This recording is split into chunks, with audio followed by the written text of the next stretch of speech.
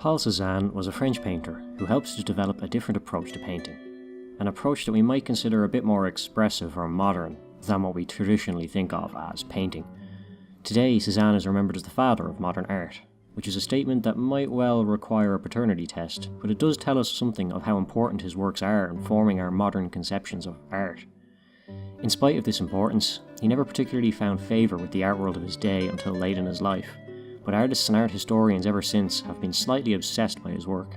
In this essay, I'm going to explore Cézanne's art, his times, and his methods to hopefully give you a clearer understanding of his importance to painting and what we would eventually come to call modern art. Cézanne was born in 1839 and grew up in the countryside of Aix-en-Provence. As a child, he had a great interest in nature and the natural landscape. He would often go hiking and exploring with his friends, and these formative experiences of nature would prove to be influential on him. Cézanne began to paint in 1860, deciding he would rather follow his interest in art than pursue the career in law that was laid out for him by his father. In pursuit of his interests, he moved from his country home to Paris, which was at the time the capital of the art world. His early years were difficult, and his career was dogged with repeated failure and rejection as he worked in artists' studios and tried to make a name for himself.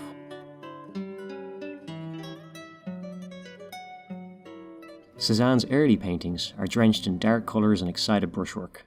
Dramatic tonal contrasts and thick paint are common in these early works. During this time, Cézanne occupied himself with somewhat maudlin themes, very different in tone to what he would later become known for. Subjects in these works include murder and rape, or dramatic scenes and ghastly events. These themes were what he saw in the works of the old masters in the museums of Paris during his early years, and the influence of these grim and theatrical paintings can be seen clearly. Abduction from 1867 is an example of these slightly miserable early works, a worrying scene depicting a violent act.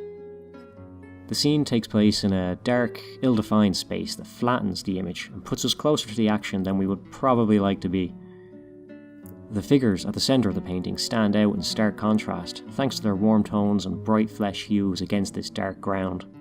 Their identities are unknown, but most people seem to think they represent Hercules and Alcestis, or perhaps Pluto abducting Persephone.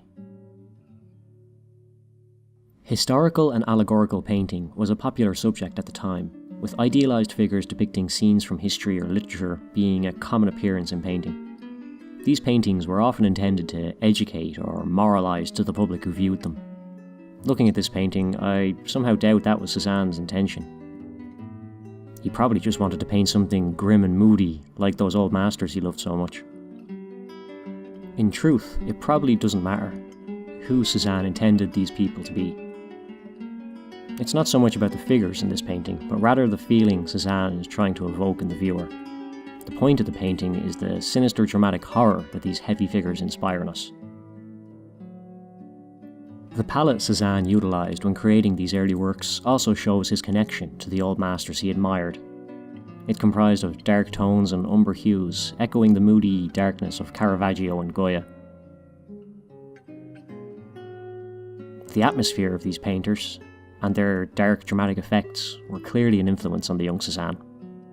Later in his life, Cézanne would break from these established methods of painting, but for now we can see their importance to him reflected in his early work. The application of colour and tone is one of the most striking changes in Cézanne's art over time, and this begins with his introduction to the Impressionists. Throughout this time Cézanne spent in Paris, he didn't seem to make very many friends. This changed, however, in 1862 when he was introduced to the famed circle of artists who met at the Café Gerbois, which included Manet, Degas, and Pissarro. These artists were some of the key figures of the Impressionist movement. While Cézanne didn't become too deeply involved with the group, he was influenced by their radical ideas about colour and light, and would later exhibit with them. The one member of the Impressionist group that Cézanne seems to have really hit it off with was Pissarro, who became a good friend and would play an important part in Cézanne's development as a painter. Pissarro spread the Impressionists' new ideas about painting to Cézanne and encouraged him to get out of the dimly lit studio and paint out of doors. This caused Cézanne to adopt a brighter palette and adjust his methods to suit the light of outdoor work. From 1872 onwards, under Pissarro's influence, Cézanne painted the effects of light on different surfaces and even exhibited at the first Impressionist show. although the initial poor reception of the show put him off further exhibits and discouraged him from participating in the Paris art scene. Despite this, Pissarro's influence and the Impressionist style would have long-lasting effects on Cézanne's own thoughts about painting.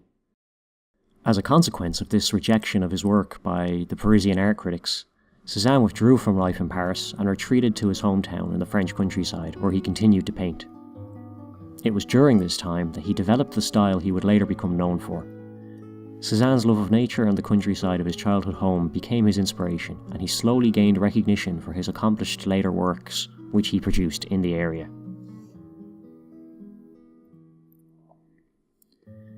These works exemplify the rich colours and solid forms he would become known for. At times, they verge on the edge of abstraction, foreshadowing events in painting to come in the following decades. This period is when Cézanne really begins developing his own methods of painting. Cézanne's methods were somewhat out there. He didn't really adhere to the rigorous academic style which dominated paintings of the day. The methods of academic art, which had been laid out by painters stretching back centuries, were very effective at what they did. There was a set way to depict distance with perspective. There were set ways of creating volume and lighting through multiple layers and careful placement of tones. There were set ways of depicting people, clouds, trees, mountains, Jesus, horses, and just about anything else you could think of. These were kind of set in stone. A painting which employed these effects would have its quality judged based on how well it employed all of these methods. These effects were achieved through a process-driven approach, which would break down subject matter and turn it into symbols. These symbols would then be understood within the language of painting itself. In this process, the subject matter would be transformed from its initial starting point into a kind of high-fidelity simulation of itself. These methods meant that instead of the artist painting the apple in front of them, they were instead painting an idealized apple, according to these standards of representation. The actual reality of the apple in front of them had very little to do with this process. Cézanne's paintings tended to ignore these strict rules. This was a choice he made because those rules and methods could not render what he was looking for effectively.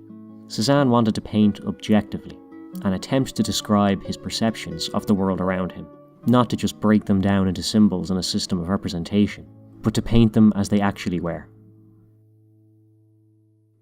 In pursuit of this goal of objective representation, Cézanne developed many painting techniques. He utilised a system of colour gradations to depict form. Instead of employing the rules of perspective, light and shadow, he utilised subtle gradations of colour placed next to one another, which created the illusion of form. His paintings, as a result, would often contain a strange sense of perspective.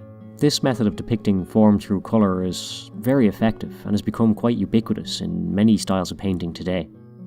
Cézanne would apply his pigments to the canvas in a series of methodical brushstrokes, as though he were constructing the picture rather than just painting it.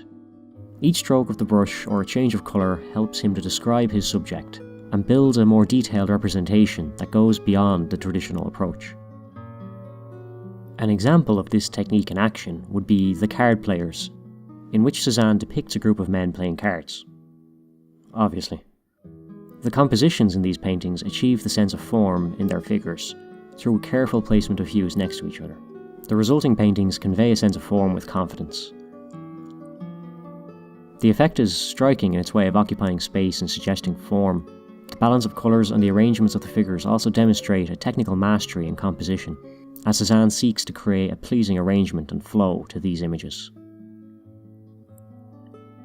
These paintings were later works and show Cézanne's interest in tackling traditional subject matter in different ways. Card games had been a popular subject of Dutch painting in previous centuries, and in these older works, the games were often depicted as full of drama, with money and drink featuring prominently. In Cézanne's own versions, he begins to eliminate these narrative elements and focus on the formal instead.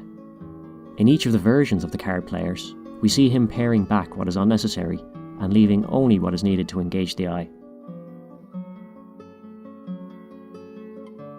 This foreshadows developments in 20th century art, where painting would reject narrative and focus solely on formal matters.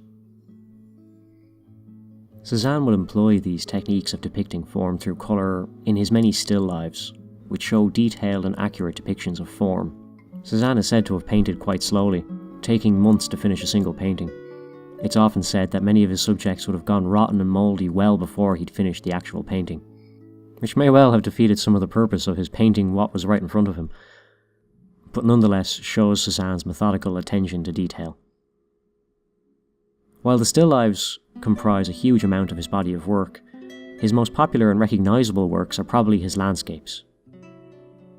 These are inspired by his home of Aix-en-Provence, which provided him inspiration from his youth right through to his old age. The brilliant colours and bright hues that dominate these images are striking, and almost invite us to walk right into them. Or they would if the space of the image didn't seem so flat. This flattened feeling is a result of Cézanne's methods. Traditional notions of foreground, midground and background have been vaguely acknowledged, though are taken as more of a suggestion than rigid guidelines. Distant landmasses sitting on the horizon are often rendered strangely close, with blocks of mottled blue paint being all that stopped them from crashing into the foreground. This strange sense of depth came from Cézanne experimenting with different ways to achieve his desired effects. One way he did this was by breaking his composition into horizontal bands which overlapped in layers. This overlap creates an idea of in front and behind that conveys and simplifies perspective. This allowed him to achieve an effect otherwise impossible. His subjects exist independently of any one fixed perspective point. Instead, they each have their own inherent perspective, and this can only be understood by each object's relation to another. This shows Cézanne's concern for structure in his work, and the weird ways he went about creating it. These landscapes often capture a sense of time or light, just as the Impressionists did. Unlike Impressionism, however, the images are quite solid and lack the atmospheric effects of that movement. Cézanne is instead trying to capture everything, compressing everything and anything he sees into a readable form that corresponds to the nature in front of him. Reflecting that search for structure, the compositions in these paintings also display strong rhythms throughout. Every branch on every tree is placed deliberately. Cézanne's love of the old masters and their detailed compositions finds new expression here. He made many studies for all of these paintings and created detailed plans, which allowed him to execute very complicated compositions. A good example of this is in the way human structures are handled in these natural landscapes. While the works revel in nature, they seldom contain human figures and are mostly devoid of any human interference. When architecture is shown, it is displayed in such a way as to make it blend with the natural landscape rather than conflict with it. This is a result of Cézanne treating everything the same. For him, this was a way of creating harmony in the image. Cézanne continued to work in his rural hometown for the rest of his life, developing his ideas and mastering his craft. Eventually, word of his work spread, and in 1895, the dealer Ambroise Vollard held Cézanne's first one-man exhibition at his gallery in Paris. Although the exhibition met with some skepticism, Cézanne's reputation as a great artist grew quickly, and he was discussed and promoted by a small circle of enthusiasts. After a lifetime of work, Cézanne finally reached the critical acclaim he had for so long desired. In those final years, it was common for young painters from Paris to make a pilgrimage of sorts, to visit the cantankerous old master of Aix-en-Provence. Cézanne's new ideas about painting spread, and alongside other artists working at the time, began to signal a change in what we called art. Influenced by new ideas about society, culture, science and philosophy, art was changing and becoming modern. Cézanne's breaking of tradition made him a sort of emblematic figure for this change. Here was this guy who was painting pictures in a totally different way to what anyone had ever seen before. What else could be possible, now that we weren't beholden to tradition? Cézanne's questioning of the basic methods of painting would itself set in motion a series of further questions, ranging from the seemingly simple to the frighteningly complex. This period of incessant, almost absurd questioning is what we now collectively refer to as modern art. Throughout this essay, I have repeatedly laid the credit or the blame, depending on how you feel about it, for many traits of modern art at the feet of Cézanne. This is a common enough thing to hear if you leaf through many art history books, or read a few articles regarding his work. Seems like Cézanne really might be the father of us all, after all. Art is a complex thing, and modern art is a stupidly complex thing. To understand it fully, you have to take into account a lot of different factors.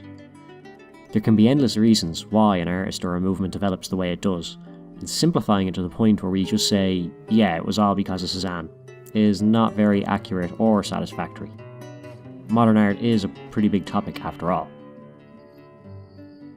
So, rather than simplifying it all down to just Cézanne, we're going to simplify it down to him and two of his contemporaries, Edouard Manet and Gustave Courbet. These three painters' careers all display the same tendencies of questioning and reinterpreting that would form the basis of all that madness that we call modern art. By exploring them and their work, we'll try to come to some understanding of this stuff, and just what it is that changed about art in the 20th century.